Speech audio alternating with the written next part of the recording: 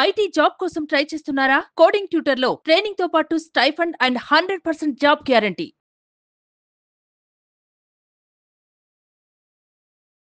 Hello Anwar గారు. Hi sir. ఇంటింటికి law of attraction early morning 6 o'clock video అయితే దుమ్ము దులిపేస్తుంది. బాగా అసలు మామూలుగా లేదు, పరిగెడుతుంది. Awesome. Yes sir. Coming to subject, ఈ వీడియోలో ఏం చెప్తున్నారు? ఎస్ సార్, ఈ వీడియోలు చెప్పబోయేది ఏంటంటే, అయితే ఇందాక ఒక మాట అనుకున్నాను, తెల్లవారి లేవాలి. ఇంతకుముందు మనం వీడియోస్ కూడా చేసాం. నేను మీ అందరూ చెప్పేది ఒకటే, అంటే జీవితంలో అందరికన్నా ముందు వెళ్ళాలంటే అందరికన్నా ముందు లేవాలి. అంటే ఆ టైంలో ఏమవుతుందండి అండి, చాలామంది తెల్లవారు అంటే కళలు గంటూ పడుకుంటారు.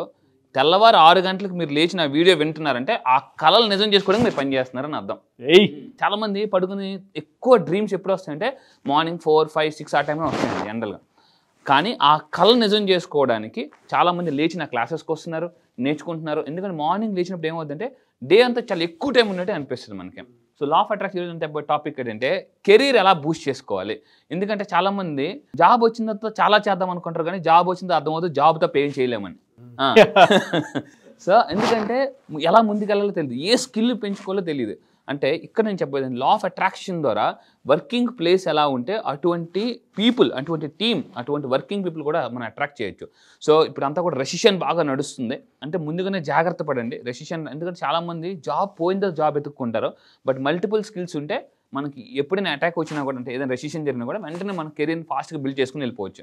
So 3 important powerful tips career ఎలా పరిగెట్టాలి అని చెప్పేసి.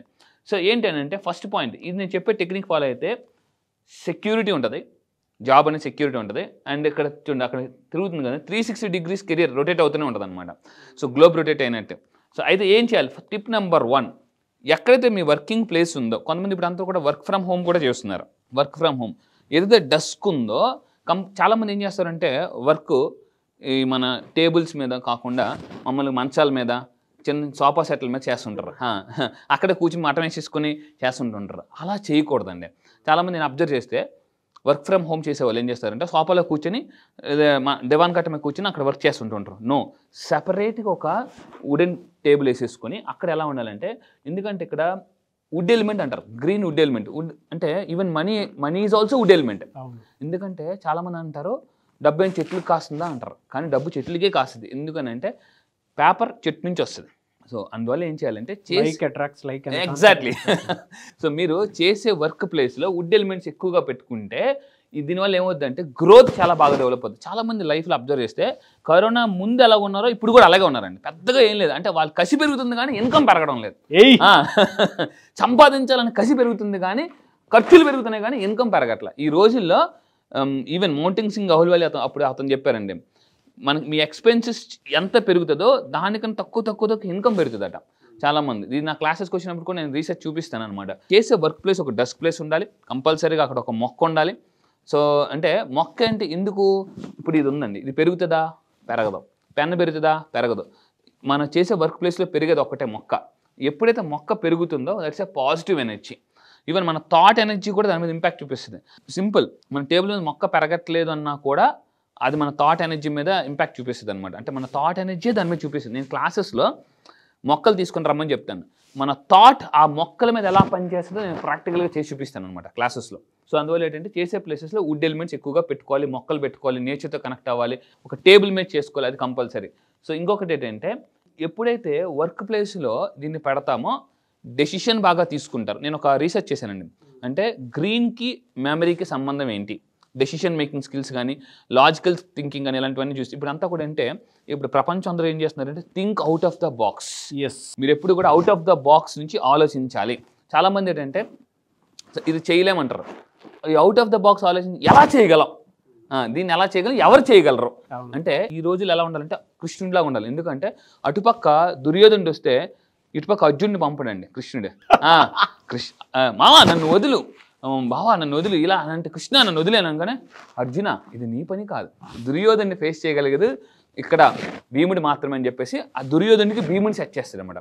అటుపక్క కర్ణుడు వస్తే ఇటుపక్క అర్జునుడు వదులుతాడు అనమాట. అంటే ఎవరికి ఏ పని అప్పచెప్పాలో ఆ పని తెలుసుకోవాలి మనం.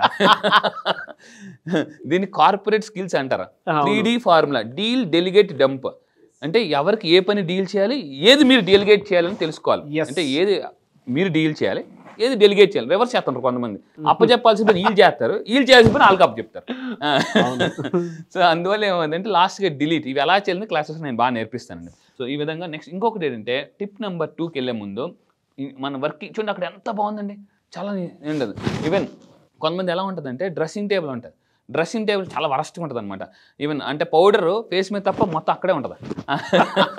అంటే అది కూడా మన మైండ్ ఫ్రీక్వెన్సీని కాపాడుతుందండి. సో ఇప్పుడు చూసి ఇది అబ్జర్వ్ చేస్తే ఇలా నీట్గా ఉండాలండి.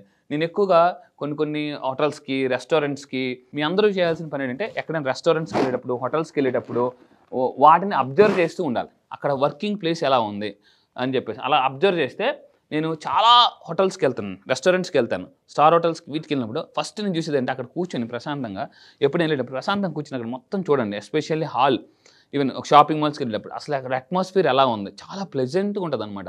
ఈవెన్ పెద్ద పెద్ద రెస్టారెంట్స్కి సాఫ్ట్ మ్యూజిక్ పెడతారు, మనం ఏమనుకుంటే అబ్బా బాబా బాబా అని అనుకుంటాం, కానీ ఆ మ్యూజిక్ వల్ల కూడా మనం పెరిగి ఎక్కువ తింటాం.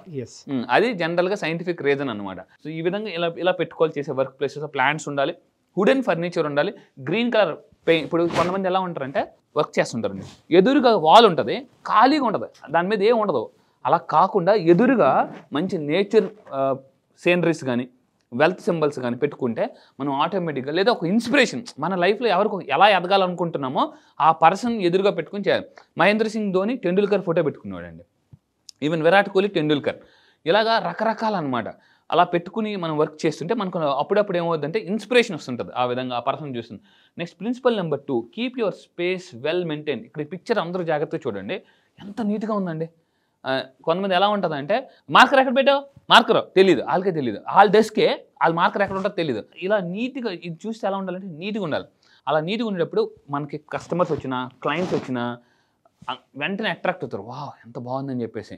చాలామంది ఒక్కోసారి వెయిటింగ్ రూమ్ ఉంటుంది, జనరల్గా వెయిటింగ్ అంటే క్లయింట్స్ ఏదైనా కూర్చున్నా కూడా వెయిటింగ్ రూమ్ అలా దాన్ని చూస్తే ప్రశాంతంగా కూర్చోవాలి, ఒక పార్క్ అట్మాస్ఫియర్ క్రియేట్ చేయాలండి. సో అది నేను బాగా అబ్జర్వ్ చేస్తున్నాను అనమాట. అంటే కొన్ని టాప్ గూగుల్ కానీ, IBM కానీ, డెల్ కానీ ఇలా పెద్ద పెద్ద మల్టీనేషనల్ కంపెనీస్ ఫస్ట్ వెళ్ళి అక్కడ రిసెప్షన్ చూస్తే మనకు అర్థమైపోద్ది, చాలా ఎక్సలెంట్గా ఉంటుంది అనమాట. నేను 7 పాయింట్స్ అని ఇలా కొన్ని హోటల్స్కి వెళ్ళానండి. హోటల్స్కి వెళ్ళిన రిసెప్షన్లో కూర్చొని అబ్జర్వ్ చేస్తాను అనమాట, అక్కడ లైట్స్ ఎలా ఉంటాయి, అట్మాస్ఫియర్ ఎలా ఉంటుంది అని చెప్పేసి. దాని తర్వాత ఇంకొకటి ఏంటి, keep your work place very క్లీన్గా ఉండాలి, ఆర్గనైజ్డ్గా ఉండాలి. చాలామందికి ఎలా ఉంటుంది అంటే ఆర్గనైజ్డ్గా ఉండదు. ఇప్పుడు ఇంట్లో కూడా ఎలా ఉంటుందంటే కొన్నిసార్లు ఎలా ఉంటుందంటే అక్కడ ఏదో వస్తువు పెట్టేస్తాం, కరెక్ట్గా అవసరం అంటే అది తప్ప అన్నీ కనిపిస్తాయండి, అది తప్ప అన్నీ కనిపిస్తాయి మనకి. ఎక్కడ పెట్టేవరా అప్పుడప్పుడు చిన్న వస్తువే, కానీ ఎందుకు ఇలా జరుగుతుందంటే దానివల్ల టైం వేస్ట్ అవుతుంది అనమాట. రిచ్ పీపుల్ అందరూ చేసే ఫస్ట్ పని ఏంటంటే టైంకి ఎక్కువ ఇంపార్టెన్స్ ఇస్తారు. దెన్ డోంట్ వేస్ట్ టైం, ఆర్గనైజ్డ్గా ఉంటారు అనమాట. ఆర్గనైజ్డ్గా వాళ్ళు రేపు ఏం చేస్తామంటే ప్లానింగ్ ఉంటుంది, ఎల్లుండి ఏం చేస్తామంటే ప్లానింగ్ ఉంటుంది. చాలా మందికి ఈ రోజు తెల్లాలి, ఈరోజు ఏం చేయాలి అబ్బా అని గాల్లోకి చూస్తుంటారు, అంటే ఈ రోజు ప్లానింగే వాళ్ళకి ప్లానింగ్ ఉండదు. సో అని చెప్పేసి అనమాట. సో ఆర్గనైజ్డ్గా ఉంటారు. చాలా మంది ఏం అంటే క్యాంప్ వెళ్ళే ముందు బట్టలు సర్దుతారు, ముందు రోజు ఎప్పుడైనా సర్దుకో ముందు అంటే ఆర్గనైజ్డ్గా ఉండాలి. ఈ విధంగా ఉంటే వర్క్ ప్లేస్ ఎంత పాజిటివ్గా, ఎంత అట్రాక్టివ్గా ఉంటే అంత ఎక్కువసేపు వర్క్ చేయాలనిపిస్తుంది అండి. ఇప్పుడు జిమ్కి వెళ్ళారు అనుకోండి, అన్ని డంబుల్స్ అని ఎలా ఉంటాయి, నీట్గా ఉంటాయి. అక్కడో డంబులు ఎక్కడో డంబులు ఉందనుకోండి, చూడడానికి చాలా చిరాగ్గా అన్ఈజీగా ఉంటుంది అనమాట. సో మనకి ఇంప్రెషన్ పెరగాలంటే, మనకి డిప్రెషన్ నుంచి ఇంప్రెషన్కి వెళ్ళాలంటే మన వర్క్ ప్లేస్ అంత బాగుండాలి ఫస్ట్. దాని తర్వాత ప్రిన్సిపల్ నెంబర్ 3, ఇది చాలా powerful technique, simple technique but very powerful. ఇక్కడ డస్క్ ఏదైతే ఉందో మనకి ఎదురుగా డోర్ ఉండకూడదండి. మీరు ఏదైతే కూర్చొని వర్క్ చేస్తున్నారో దాని ఎదురుగా డోర్ ఉండకూడదు.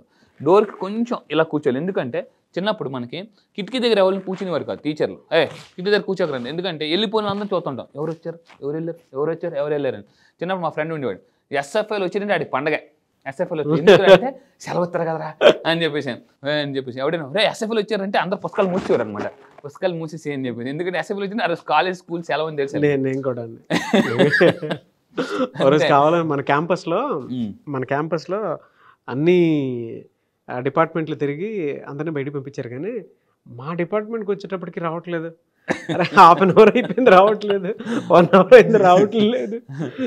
జనరల్గా ఆ స్టూడెంట్ ఏజ్లో ఉన్నప్పుడు డెఫినెట్గా ఉంటుంది అది. అంటే టీచర్ వచ్చేదానికన్నా SFIలు వస్తే చాలా పొంగిపోతుంటారు. అందువల్ల నేను చెప్పేది ఏంటంటే వర్క్ ప్లేస్లో ఏంటంటే ఎదురుగా డోర్ ఉండకూడదు కంపల్సరీగా. అంటే ఏమవుతుందంటే వచ్చిన అందరం చూద్దాం ఎవరు వచ్చారు, ఎవరు వెళ్ళారు అని చెప్పి.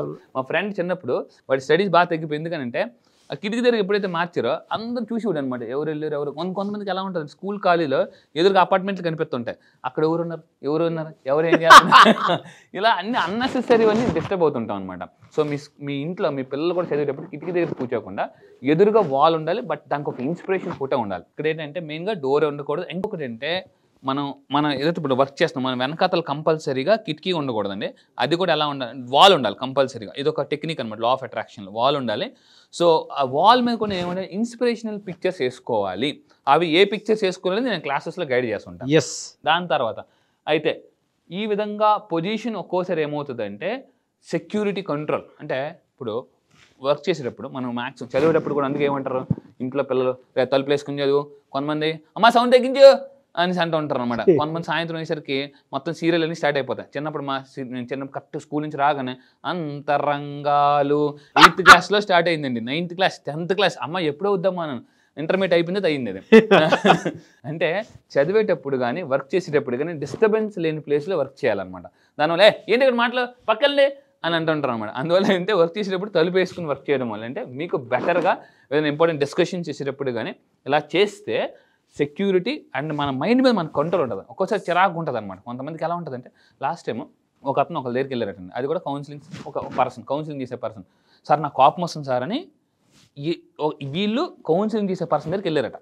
వెళ్తే సినిమాలో కూడా ఉంటుంది ఇదే అని అంటే అవునా కోపం వస్తుందా అంటే సార్ మీరు ఎలా సార్ ఉంటున్నా అంటే నాకు అసలు కోపం అని చెప్పి కరెక్ట్గా మిస్సెస్ ఫోన్ చేశారట. ఏం సార్ చెప్పలే కౌన్సిలింగ్లో ఉంటే ఫోన్ చేస్తావు అని అన్నారట. అంటే చాలా మందికి ఎలా ఉంటుంది అంటే అప్పుడప్పుడు చిన్న డిస్టర్బెన్సెస్ పెద్ద అప్పుడు ఏమవుద్ది క్లయింట్స్కి వాళ్ళ మీద నమ్మకం పోతుంది అనమాట. ఏంట్రా బాబు మనకు చెప్తుండే ఇతను మొత్తం చేయట్లేదు.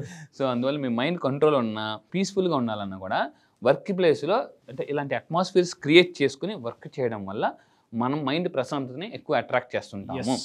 సో ఇంకో ఫైనల్గా ఏంటంటే ఇప్పుడు మీరు ఇక్కడ చూస్తే అండి ఇక్కడ చూడండి avoid placing dusk indirect line to the door. ఇందాక చెప్పినట్టు డస్క్ అనేది డైరెక్ట్గా డోర్కి ఉండకూడదు, కొంచెం మనం పక్కకు ఉండాలన్నమాట. అది కూడా కొంచెం క్లోజ్ చేసుకుని ఉండాలి. So this can create sense of distraction. ఇందాక చెప్పినట్టు డిస్ట్రాక్ట్ అవ్వరు. ఇప్పుడు ఎందుకంటే చాలామంది ఎలా అవుతుందంటే ఇలా నోట్బుక్ చదువుతారు, టక్కన ఫేస్బుక్లో మెసేజ్ వస్తుంది అనమాట. సో ఫేస్బుక్ రాగా నోట్బుక్ వదిలేస్తున్నారు చాలామంది. అందువల్ల ఏంటంటే పని చేసేటప్పుడు ఒక 45 minutes ఒక ఇంపార్టెంట్ పని 45 minutes డిస్ట్రాక్ట్ అవ్వకుండా పని చేస్తున్న కమిట్మెంట్ తీసుకోవాలన్నమాట. మీరు నిజంగా కమిటెడ్ అయితే I commit to my work అని కింద కామెంట్ బాక్స్లో టైప్ చేయండి. ఎందుకంటే ఎవరైతే వర్క్కి కమిట్ అవుతారో నా కోచ్ ఒక మాట అన్నాడండి, ధనవంతుడు అవ్వాలనుకుంటున్నా ఎస్ అన్నాడు. Are you interested or committed అన్నాడు. ఇంట్రెస్టెడే ఈ కమిటెడ్ ఏంటి అని అన్నాను అనమాట. జాగ్రత్తగా ఉండండి. లైఫ్లో ఏదైనా గోల్ ఇచ్చేవాళ్ళంటే మనం ఇంట్రెస్టెడా కమిటెడ్ ఎలా తెలుస్తుందంటే ఇంట్రెస్టెడ్ పీపుల్ స్టార్ట్ చేస్తారు, కమిటెడ్ పీపుల్ కూడా స్టార్ట్ చేస్తారు, ఇంట్రెస్టెడ్ పీపుల్ మధ్యలో వదిలేస్తారు, కమిటెడ్ పీపుల్ మాత్రం కంటిన్యూ చేస్తారు అనమాట. సో మీరు రియల్గా కమిటెడ్ అయితే కింద కామెంట్ బాక్స్లో టైప్ చేయండి I committed to my goal అని కింద కామెంట్ బాక్స్లో టైప్ చేయండి. ఖచ్చితంగా మీరు సక్సెస్ అవుతారు. రియల్లీ ఫ్యాంటాస్టిక్ అండి. ఈ విధంగా ఫైనల్గా సక్సెస్ అనేది ఆటోమేటిక్ రీచ్ అయిపోతుంది. థ్యాంక్ యూ అండి. Thank you so much Anwar గారు. Thank you sir. Thank you. చాలా మంది నెక్స్ట్ బ్యాచ్ ఎప్పుడు ఉంటుందని చెప్పేసి అడుగుతూ ఉన్నారు. సో బ్యాచ్ ఎప్పుడు? ఈసారి జరగబోయే బ్యాచ్ ఈ మంత్ 30th అండి. ఈ మంత్ సెప్టెంబర్ 30వ తారీఖు నుంచి జరగబోతుంది. ఈసారి బ్యాచ్ పేరు మనీ మ్యాగ్నెట్స్. అంటే జీవితంలో ఎలా ఉంటుందంటే ప్రతి ఒక్కరు కూడా అసలు మనం సైకాలజీ ప్రకారం లా ఆఫ్ అట్రాక్షన్ ఒక హ్యూమన్ మైండ్ ఒక మ్యాగ్నెట్. అయితే మీరు అన్నిటికన్నా జీవితంలో అతిపెద్ద మ్యాగ్నెట్ ఏంటి అవ్వాలంటే మనీ మ్యాగ్నెట్ అయితే. ఎందుకంటే ఒకటి ఉంటుందండి అంటే అన్ని నొప్పులకి జొండు బాంబ్ లాగా అన్ని ప్రాబ్లమ్స్కి ఒక బాంబ్, అదే మనీ బాంబ్. జీవితంలో డబ్బు అనేది ఒక్కటి ఉంటే చాలా సమస్యలు మనం క్లియర్ చేసుకోవచ్చు. ఈరోజు చాలా సినిమాస్లో కూడా మనకి చాలా హీరోస్ కూడా చెప్తున్నారు వాటి గురించి. సో మీరు కూడా మీ లైఫ్లో ఒక మనీ మ్యాగ్నెట్ అవ్వాలని, ఎందుకంటే డబ్బుని కానీ ఆకర్షిస్తే automatic success, people, everything you will attract. So మీరు మనీ మ్యాగ్నెట్ అవ్వాలనుకుంటే ఈసారి జరగబోయే బ్యాచ్లో మీరు ఎన్రోల్ చేసుకుని కింద కనిపిస్తున్న నెంబర్కి మీరు కాంటాక్ట్ అవ్వండి. అండ్ ఈ మనీ మ్యాగ్నెట్ అయితే సార్ లైఫ్లో ఎలా ఉంటుందంటే what not we can attract dream house. Own house కాదండి, డ్రీమ్ హౌస్. ఓన్ కార్ కాదు. నీకు ఓన్ కార్ ఉందా అని చాలా మంది అడుగుతారు. ఓన్ కార్ కాదు, డ్రీమ్ కార్. డ్రీమ్ కార్ని అట్రాక్ట్ చేయొచ్చు, హెల్తీ లైఫ్ స్టైల్ అట్రాక్ట్ చేయొచ్చు, లైఫ్ పార్ట్నర్ని అట్రాక్ట్ చేయొచ్చు. ఆల్రెడీ పెళ్ళి అయిపోతే సార్ మా పరిస్థితి ఏంటి అని అనేవాళ్ళు కూడా లైఫ్ పార్ట్నర్ని కూడా మార్చుకోవచ్చు. సో ఇలా ఎందుకనంటే సో చాలా మంది ఇంట్లో వైఫ్ బాగుంటేనే లైఫ్ బాగుంటుంది, wife is equal to life అని చెప్పొచ్చు.